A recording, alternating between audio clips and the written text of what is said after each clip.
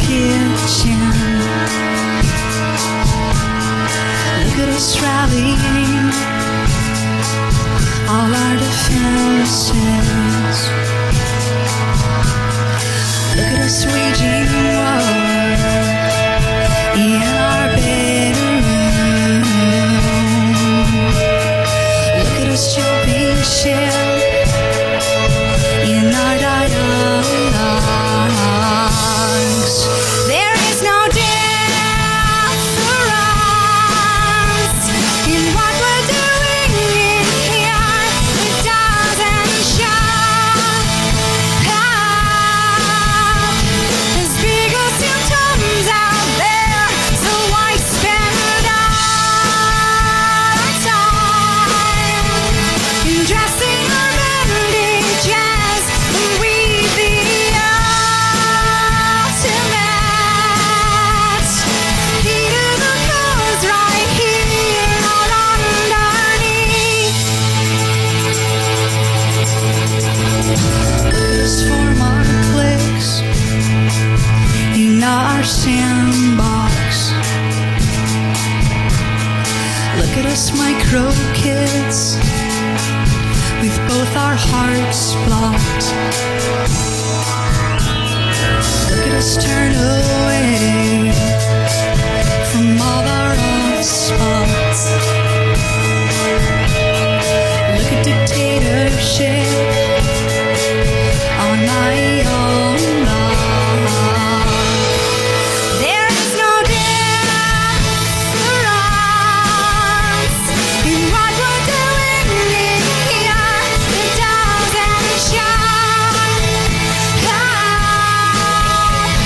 as big as symptoms out there. So why spend our time dressing our bandages when we the ultimate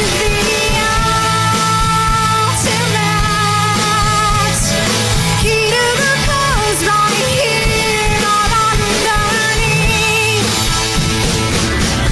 How I've spun my wheels with parts before my voice. When shine on the outside springs from the windows. Spotlight on these seeds of simpler reasons. With core born into form starts in my living room.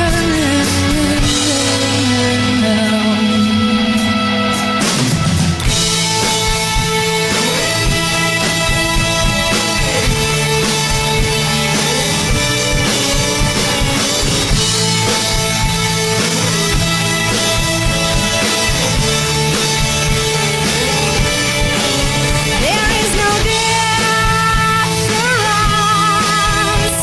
in what we're doing in here. It doesn't show as big as symptoms out there. So why spend our time dressing our bandages when we the ultimate heat of the cause right here, not underneath.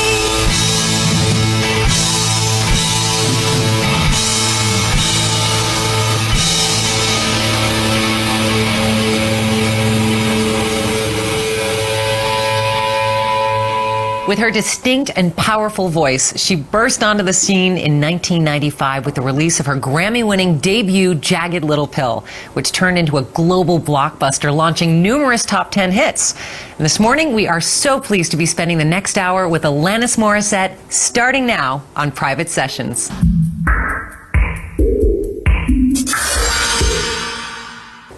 My guest today is the multi-Grammy-winning Canadian-American singer-songwriter Alanis Morissette, whose debut album became the best-selling debut by a female artist in the U.S. Welcome, Alanis Morissette, to the show. Thank you.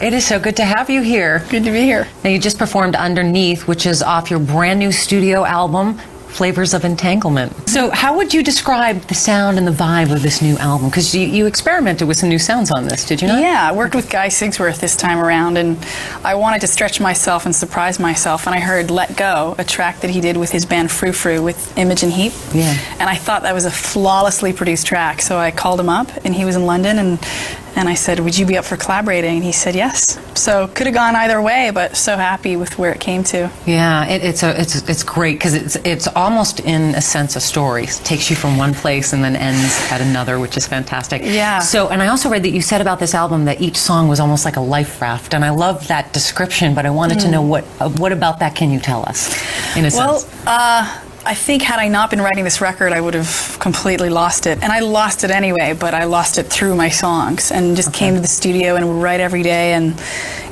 typically I'll write in retrospect. Right. But this record was so immediate. What was happening in that moment was going on to tape, period. And you wrote in real time. Yeah, real time. So was that a therapeutic thing, for a release for you, or is it still too close even now, maybe? It was therapeutic. Anytime I journal or write or speak, or anytime I get it out of my system, it's a positive thing. So I would agree. Well, you look very happy with it. thanks. I'm psyched. Yeah, it's fusion, really. It's fusion of the taste that I typically like sonically. And kind of the technological aspect of things is Guy Sigsworth's signature thing, and Andy Page, who worked on it too. They're geniuses. And then the organic, what I also love is the pure sound of instruments. So it's a bit of both. Yeah. Now, all right, people often ask you who your songs are about. Don't worry, I'm not going to do that. Bless you. We don't do that here. Although I definitely want to. But you do say that there's a really big difference between secrecy and privacy. I want to know how you see the difference. Well, privacy, I think, is motivated by love and certainly respect of the other people whom I'm writing about and my own personal journey. Secrecy is out of fear, I think, motivated by fear. So I do my best not to be secretive and to be as transparent as I can as a human being, because if I only show certain aspects of myself, it denotes that I am trying to be perfect. Right. And I'm trying to be perfect by talking about how I don't want to be perfect right now. Right. But this whole perfectionism thing in society is, I think, one of the biggest issues with people's self-esteem on the planet. So through my songs, I just really want to share my humanity. And then, certainly keeping the privacy of the people I write about. It's not about revenge or wanting to attack people. It's wanting to get it out of my body. Yeah, and it's almost like it works good in so many ways, because you get it out, so it's therapeutic, and then people who relate to it get to take whatever they want from it, and it helps them. Yeah. And of course, you get to make a living doing what you love. It's so great to do what I love. And it's just about me until the song is released. Right. Then it's not mine anymore. Exactly. People make it theirs. Do you feel like you've reached a new level of intimacy or depth with this record for yourself? Always. I mean, my aspiration is to further my capacity for intimacy with every person I meet and every relationship I'm in and every record I make. So, yeah. All right. Well, I can't wait to hear more. Flavors of Entanglement. Just love that name too. Real quick, is a name as important to you as picking songs on the album? Yeah, it's all intuitive, and a lot of times the title will just jump out of a song, and that one definitely did. All right, well, when we come back, we'll find out how Alanis went from a teen pop star to a daring rocker chick. And later, she's going to perform her massive hits, Ironic and Thank You, plus material from her new release, Flavors of Entanglement. Stay with us. Next week, singer-songwriter Jewel, only on Private Sessions. Foolish, yeah. Well, lucky us. Today we are spending the hour with Alanis Morissette, who recorded her first single when she was just 10 years old. And all the while she was acting in the children's show, You Can't Do That on Television, where she literally got covered in green slime and then went on to become a teen idol. You started out your career, you're young, and you have two successful dance pop albums in Canada, and then you leave Canada and you do this total 180. What happened? Well, to me, it really didn't feel like a 180. I was writing music that was maybe 5% personal as a teenager, and I don't think I would have had the emotional breadth or courage really to back that up. Had I been writing personal songs at 16, I would have exploded probably. So once I moved, though, from Canada to Los Angeles, I committed to myself that I would write a record that really felt like myself. And I wouldn't stop until I did that. So when I met Glenn Ballard, his invitation to me at that time was, let's just see who you are, just write who you are, and that was a perfect match at the time. I was going to say, you guys had definitely had a special, he kind of gave you your wings, so to speak, in that sense of the freedom to write, which is great. Yeah, he did. It was just an invitation, and it was safe too. There were no preconceived notions about what he wanted to hear from me, as there had been in Canada at that time. Right. And that's understandable too. Starting out, everyone thinks they know what you should wear and what you should sing, and the whole should thing's hilarious, isn't it? it is. It's pretty funny. All right, so we need to back up a little bit because I need to ask you if there was did you really get mugged in LA and the robber took everything but your songs that ended up being Jagged Little Pill? Yeah. That did happen. Yeah, I was held up at gunpoint, and it was at gunpoint. I didn't know that. Yeah, and he asked for all my things, and I just loved him so much in that moment. I was just like, oh, I love you. It must be so terrible to be asking me to give you all my things right now. So then I gave him all my things, and I just kept saying, please don't take my bag. Please don't take my bag. I didn't say it to him, but I said it in my head. And he didn't take my bag, and he left. So if he had taken your bag, do you think that Jagged Little Pill would have happened? Would you have been able to duplicate? I mean, were you already working on them with Glenn at the time, or were they just notes that you could never get back? There were notes that I couldn't get back, but I feel very abundant about it. The place from whence all the stuff comes is always filled, so I'm not worried about that. It would have been all fine. All right, so you went from other people writing your songs for you, which really didn't express who you were. Yeah, well, they didn't actually write it for me, but I wrote it with them, and it was more kind of fictional stuff. I was writing songs when I was 10 about finding the right man, so it was all kind of, I'd like to say prophecy, but it was really just kind of me making words up that sounded good at the time. Well, you liked words early on, didn't you? Yes, words are fun. You were an old soul, obviously. Hey, I don't know. And very, very immature at the same time, kind of both. So, well, writing about your truths, writing it is one thing, but actually having to perform these truths now all of a sudden must have been a major adjustment. Was it a natural transition, or was it more of like, I'm so exposed, I'm terrified? Less exposed for me being on stage, because I can hide behind the guitar or my bandmates. I could hide behind the kind of fervor that's going on in the room. Interesting you said I can hide on stage. It's the last place I would think of. I can. I think I can hide behind the performance of it. Okay. Having a conversation, way more vulnerable. I suppose you're right. That's true. For me, anyway. Well, so your album, Jagged Little Pill, finally, thank God the robber didn't take the notes, and the album came out, of course, mega album for you. Was it true that a DJ broke this? I mean, I know it was released worldwide, but you ought to know, was there an LA DJ that actually, I'd heard stories about? I think on K-Rock. Okay. Someone played it on K-Rock. And then it just kind of sparked it from there. Our first show that we did, I think it was my 21st birthday. Wow. We did 2 shows in LA at clubs, and the first night we did it at a place called Luna Park, which I don't think exists anymore, and there weren't a lot of people there. Really? And the next night, I think the day that K-Rock played it, the next night there was a lineup around the building, and people were singing You Ought to Know really loudly to the point where I couldn't even hear myself. So it was within a 24-hour period. Oh my goodness. This was crazy. What goes through your mind when you're starting to break? And not just when that happened here in the States, but worldwide. I mean, it was a phenomenon. It was. It went from also, we did a tour around America in a van in clubs, 200 seaters maybe, and then within a month or two we were playing arenas. So there was also the adjustment of barely being able to be a boss at 21. I'm barely able to be a boss now. So, and then being catapulted in this position of being this leader, and I was still trying to find my own parental figures at that time. So that was a big adjustment too. Did you enjoy it though at any time? I mean, initially in the beginning, it's got to be like an alien nation going on around you, like, oh my God. Yeah, I enjoyed the adventure of it. I remember at one point thinking when I fell asleep, I was going back to a much more doable reality in my sleep. And then when I woke up, I felt like I was in the dream state. So it was pretty surreal for a long time. Coming up, how Alanis Morissette became a symbol for female passion and empowerment, plus her massive hit, Ironic, live right here in our studio when Private Sessions returns right after this. It's like rain on your wedding day. It's a free ride when you've already paid.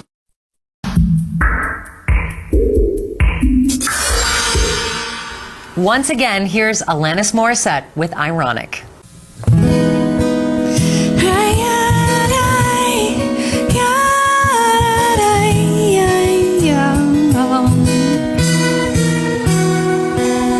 No,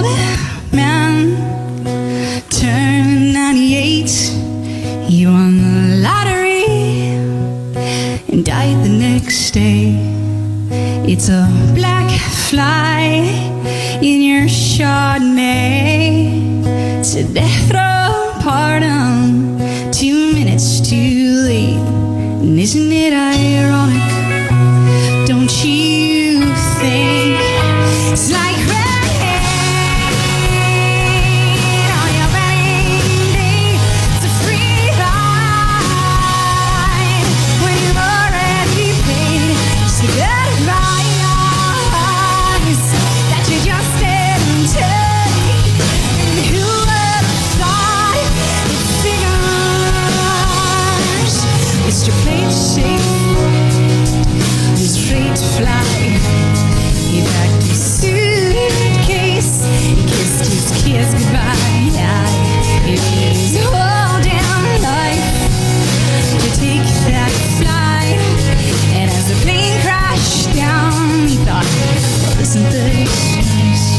Isn't it ironic? Don't you think it's like rain on your wedding day? It's a free ride when you've already paid. It's the goodbyes that you just didn't take. And who would have thought it figures? Well, life is a funny way. So when you think everything's okay, everything's going right.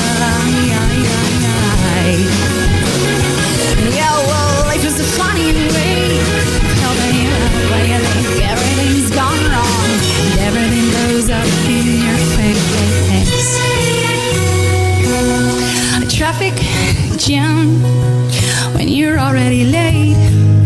No smoking sign on your cigarette break. It's like 10,000 spoons when all you need is a knife. It's meeting the man of my dreams and meeting his beautiful husband. And isn't it ironic? Don't you think a little too ironic? Yeah, I really do think it's like rain on your wedding day. It's a free ride when you already paid. It's the goodbyes that you just didn't take. And who would have thought it figures? Yeah.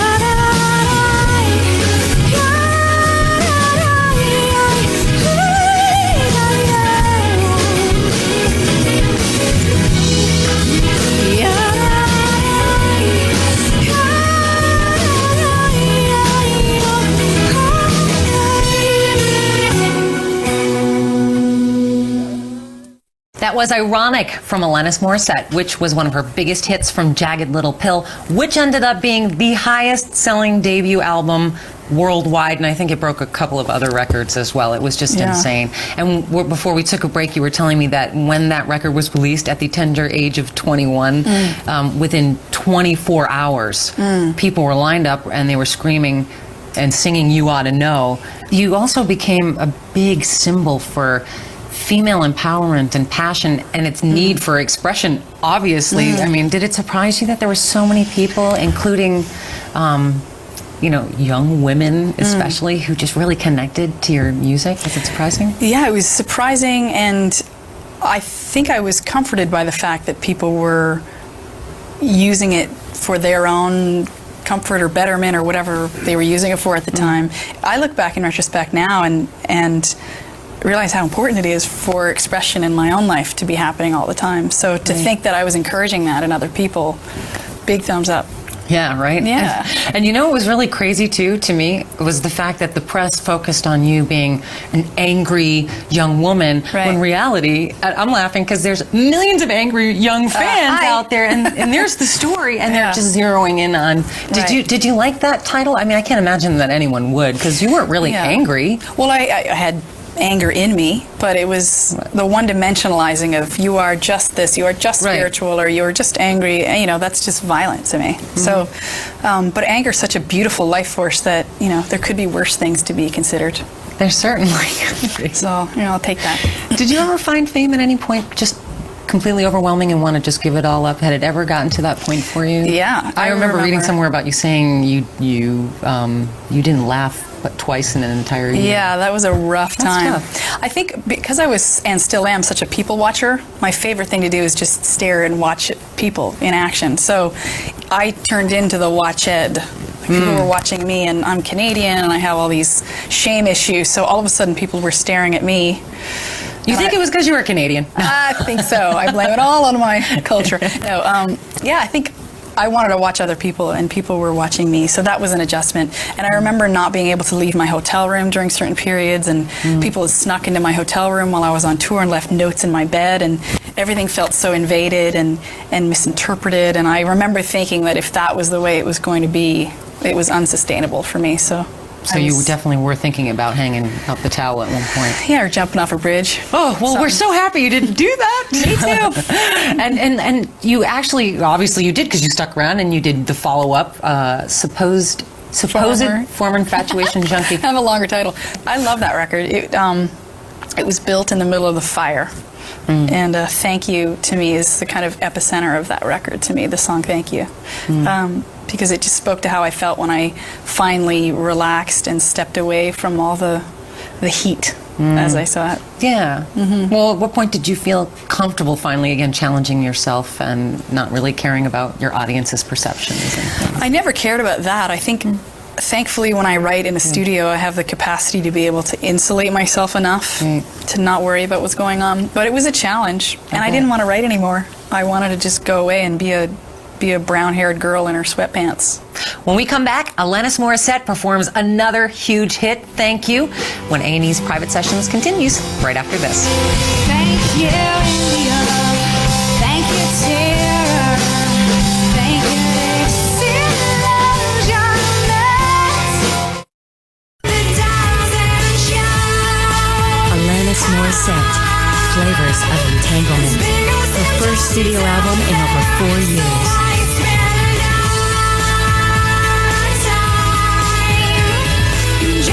Featuring Underneath.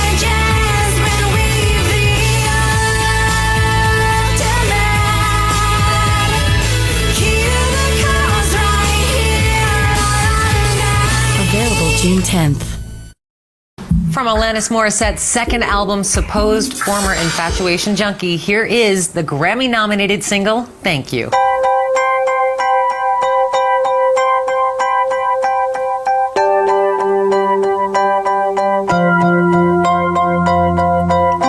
How about getting off all these antibiotics?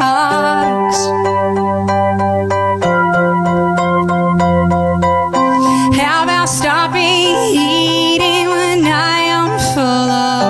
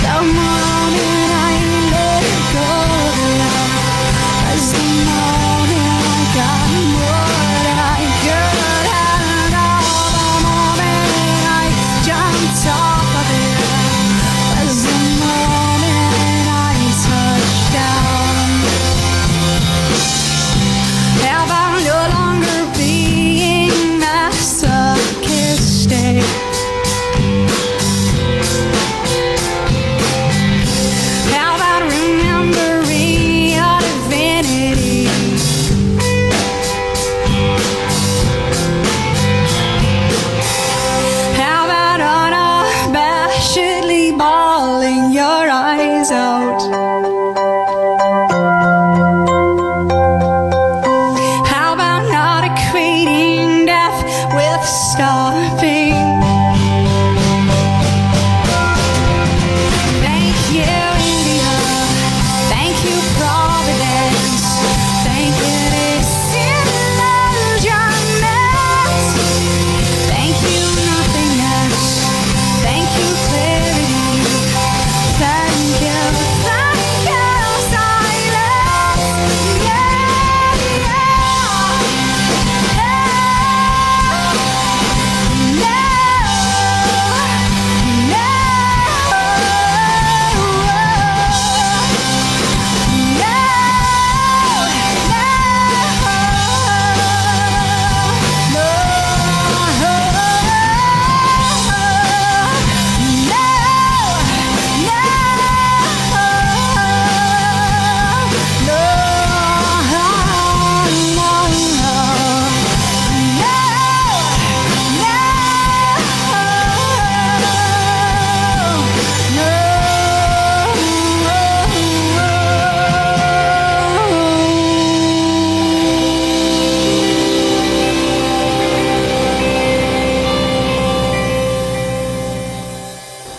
That was Thank You, another one of Alanis Morissette's top international hits, one of my personal favorites too. Oh, cool. Me too.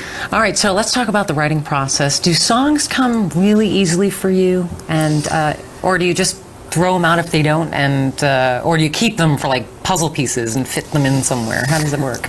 Pretty quick. Yeah. It's like writing. It's like a conversation. If it doesn't write itself, if it's a belabored process, I just stop. Okay. And you literally like trash. Yeah. Okay. I hate this. Move on. But songs write themselves pretty quickly. 10 minutes sometimes, 20 minutes. This last record, I would say 20 minutes is the average. Really? It took to write each song, yeah. You're kidding me. Yeah, it's really an accelerated process, and it's immediate too. A lot of the vocals are the same take from the demo, and so are the guitar takes, and there's something about capturing that visceral moment that's important to me.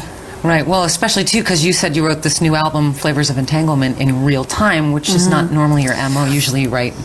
Do journals actually come into the retrospective writing? Do you journal? Yeah, you do. I bring all my journals in. Typically, a record consists of 2 journals worth. Okay. And by the time I wrote this record, I had about 6. Ooh. But a lot of it I didn't even access or refer to because everything was so immediate that I just had to keep up with what was going on in the present moment. Yeah, I heard you had like 25 songs actually, and you had to hack it down to 11. Yeah. What happens to all the rest of those songs? Is it another album? Do you throw those away? Well, those I happen to like these ones a lot, okay. so they'll show up. Exclusive things here and there, maybe soundtracks. I'm writing a book too, so they'll most likely wind up being in a CD in the back of the book. Interesting you should bring that up because I would like to talk to you about that. You've been working on it for a little while now, and I heard it was an unusual project? Unusual. I don't know what's usual. You're just so unusual. I don't know. What is usual? Yeah. No, I've been thinking about writing it for a long time, and it's no different from songwriting in the sense that it's immediate and fast. So is it autobiographical or is it can you divulge? It's not a memoir. Okay. I just didn't want to do a memoir. But it is personal, and I do share a lot of my personal experiences in it, but it's more of an art / helpful offering, kind of offering things that have supported me on my journey, and then sharing my own humanity and how to kind of nurture my relationship with my own self, with spirit or source. Yeah. Talking about abuse, relationships, all the stuff I live for. Has it become, in retrospect, become, that word's been used a lot today. Yeah, it's a good one. Has it become easier for you, looking back, to write about really difficult experiences in your life, or is it still challenging to you even now? Well, pain's no fun, but transmuting pain and being the phoenix rising out of the ashes is really fun. Yeah. So that's the part I love. Yeah. And it reminds me a lot about this album. And how it ends. I don't want to give away the end, though. You'll have to go get it. I love it. It's like an album, like a story. Yeah, it is. It really chronologizes this whole section of my life and the rising out of it. All right. So we talked about writing songs. We talked about a book in the works, which we'll hear about soon. I also heard you just finished on a new movie. Yeah. And when will we see that? I don't know when that is coming out, but it's a movie based on the book by Philip K. Dick called Radio Free Albemuth.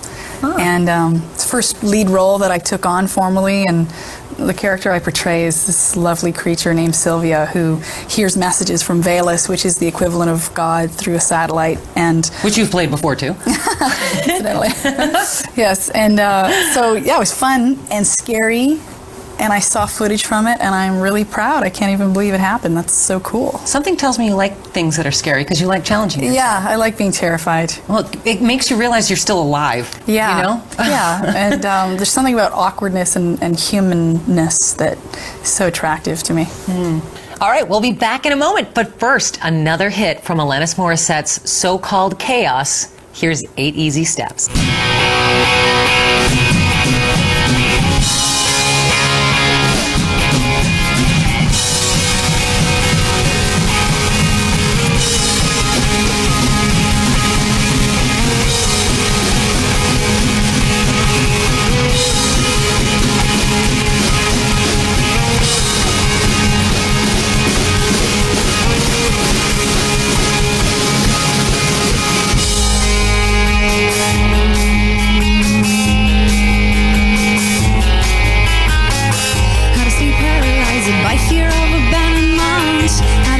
Unsolvable predicaments. How to control someone to be a carbon copy of you. How to have that not work and have them run away from you. How to keep people at arm's length and never get too close. How to mistrust the ones we supposedly love the most. How to pretend you're fine and don't need help from anyone. How to feel worthless unless you're serving. I'll teach you all this in 8 easy steps. Course of a lifetime you'll never forget. I'll show you how to in 8 easy steps. Show you how leadership looks when taught by the best. How to hate when you're supposed to be offended. How to pray all Christ when you're really a hypocrite. How to hate God when you're a prayer and a spirit shifts. How to sabotage your fantasies, and I'll teach you all this in 8 easy steps. Course of a lifetime you'll never forget. I'll show you how to in 8 easy steps. Show you how leadership looks when taught by the best. I've been doing research for years. I've been practicing my ass off. I've been training my whole life for this moment. I swear to you, culminating just to be this well-versed leader for you. I'll teach you all this in 8 easy steps. Course of a lifetime you'll never forget. I'll show you how to in 8 easy steps. Show you how leadership looks when taught by the best. How to lie to yourself and dare lie to everyone else. How to keep smiling when you're thinking of killing yourself. How to know how to avoid going down. How to stay stuck in blue by game. I'll teach you all this in 8 easy steps. Course of a lifetime you'll never forget. I'll show you how to in 8 easy steps. Show you how leadership looks when taught by the best. In 8 easy steps. Course of a lifetime you'll never forget. I'll show you how to in 8 easy steps. Show you how leadership looks when taught by the best. Alanis Morissette performs her new song Tapes when A&E's Private Sessions returns. Don't go anywhere, you don't want to miss this. All these tapes in my head swirl around, keeping my vibe. Welcome back to Private Sessions. My guest, Alanis Morissette. I've been having such a great time Me with too. you this hour. I can't believe it's almost over. We've been talking about her brand new album, Flavors of Entanglement, new movie coming out, book coming out. Now I'm going to take a back seat and I'm going to let someone else ask a few questions if you don't mind. Oh, wow. Yeah. I'm scared. Take a look. Oh. Hi, Alanis. Hi, Roma. It's Roma Mafia, your fellow elf from Nip Tuck. What I didn't tell you and didn't really express to you on the show was before we worked together is I am a huge Alanis Morissette fan. I put my CD in of your singing, and I have been screaming to it in my car. Such joy you give to me before I knew you and knowing you now. Thank you. Now, my question, 3-part. 1, how would you describe what it feels like to walk into a stadium with thousands of fans cheering for you and singing your songs? B, what does it feel like to walk onto a set when you're just about to act? And C, who was the better kisser, me or that other chick from whatever in the city? I love you. Oh, I love her. I'm going to choke up. She's great. Yes. Oh, so sweet. do you remember 1, A, and B, and C? My brain, memory-wise, is the size of a flea. So I think the first one was, how does it feel to be in a stadium? Yeah, have people screaming thousands and singing your songs. It's adorable. Yeah. I'm watching them as much as they're watching me. So That's right, because you're a people watcher. I'm a people watcher. I know that now. So I love to watch the peoples. Yeah. The second one was... How does it feel to walk on a set when you're about to do a role? Terrifying. Yeah. I'll get my bearings. Why is that? Because you're now all of a sudden not being you, which is normally what you do with your music. It's kind of enveloping another... Well, I hide behind movement and music and hair. So when you're doing a I know. scene, hi. So when you have your hair in a ponytail and you're speaking and having to memorize lines, I don't have the best short-term memory. So memorizing lines is actually a real sort of challenge for me. Whereas other actors whom I've worked with, they'll read it and they got it in 3 seconds. Yeah. It's like a muscle, though, I have to say. If you do it a lot... It's true, you're doing it. No one knows. No. Giving away my secrets, I'm vulnerable. You're good at it. And then the third question was the kissing competition. Yeah, apparently I missed this episode of Nip Tuck. Wow. Distinctly different and unique. That's my answer. All right. I like it. It was very diplomatic. Yeah, well, it's true. All right. So I really want to ask you now is how often you are still acting these days. I know we talked about the movie, but are you doing any other projects, or are you going to be showing up on Curb Your Enthusiasm again, which was one of my favorite episodes, by the way? That was fun. Yeah. I'm open to it at all times, and I'm constantly in conversation. It's really about bridging the calendars.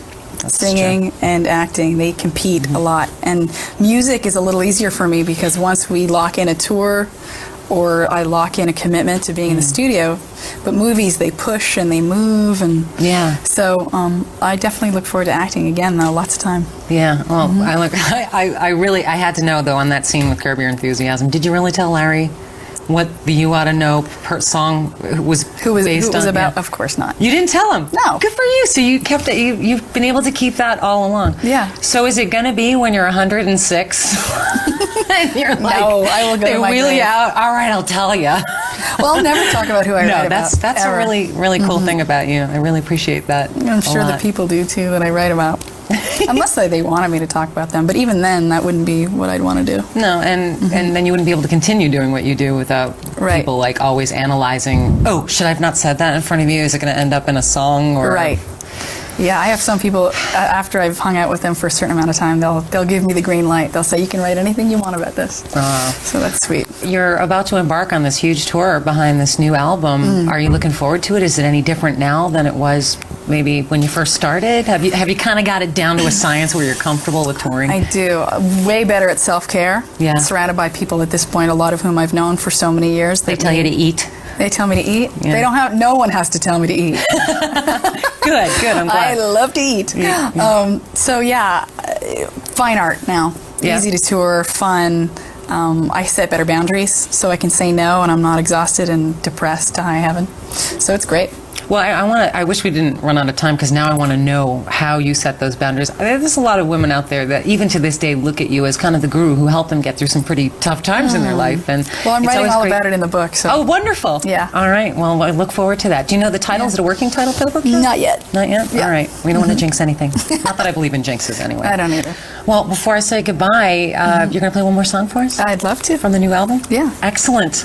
Go grab yourself a copy. Flavors of Entanglement. It's in stores now. Alanis Morissette, thank you so much for being here. Yeah, thanks It was for such having a pleasure. Yeah, me too. I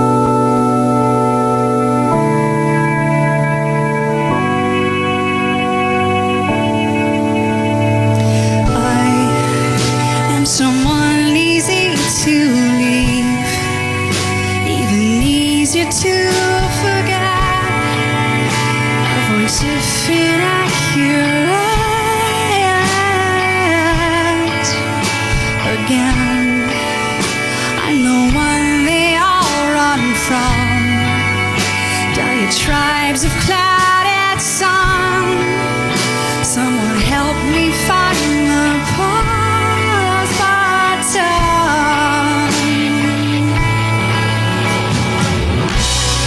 All these tapes in my head swirl around, keeping my vibe down. All these thoughts in my head are my own, wreaking havoc.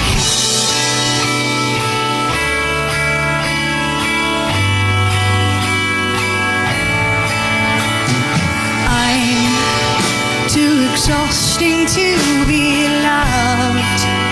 A volatile chemical, best to quarantine and cut off. All these tapes in my head swirl around, keeping my vibe down. All these thoughts in my head are my own, wreaking havoc. All these tapes in my head swirl around, keeping my vibe down. All these thoughts in my head are my own, wreaking havoc.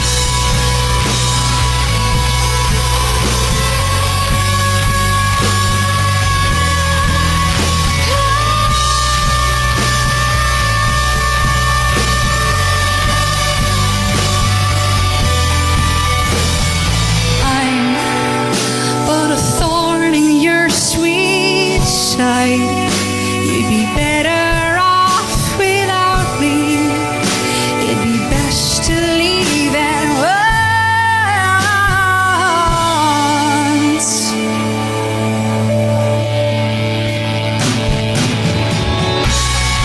All these tapes in my head swirl around, keeping my vibe down. All these thoughts in my head are my own, wreaking havoc.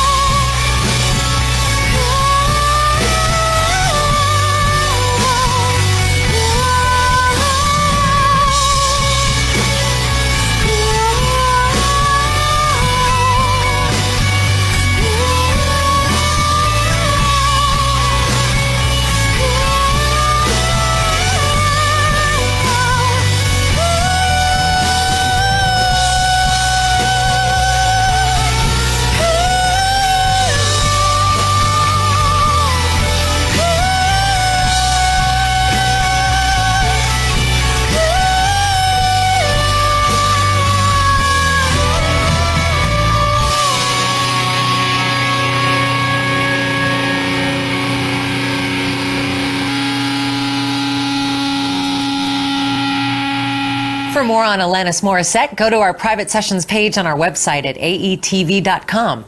We're also eager to hear what you have to say about our show, so you can join our discussion board or just email us directly at privatesessions@aetn.com. Next week, a new sound from singer-songwriter Jewel. Plus, in 2 weeks, exclusive performances from Counting Crows. I'm Lynn Hoffman, and I'll see you next time on Private Sessions. Love is the game until it's played, and if it's lost, it can't ever be saved. We have held in the game and held to lose, and the difference is the two, me and you. So if you have this stuff, say that.